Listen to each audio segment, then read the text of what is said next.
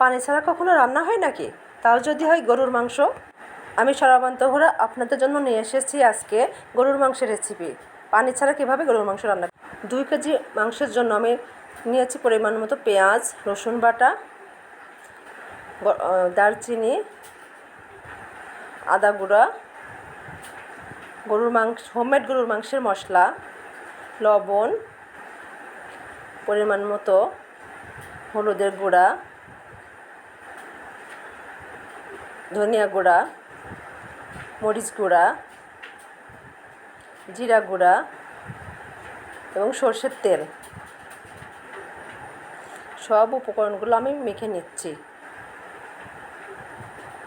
এবার মাংস ঢেলে দিয়ে ম্যারিনেট করে রাখবো 1 ঘন্টার জন্য।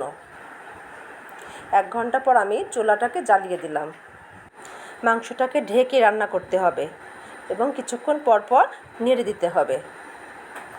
যতক্ষণ না মাংস সিদ্ধ হয় ততক্ষণ রান্না করতে থাকবো।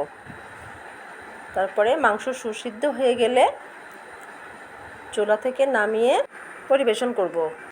Please like, comment and share it. আসসালামু আলাইকুম।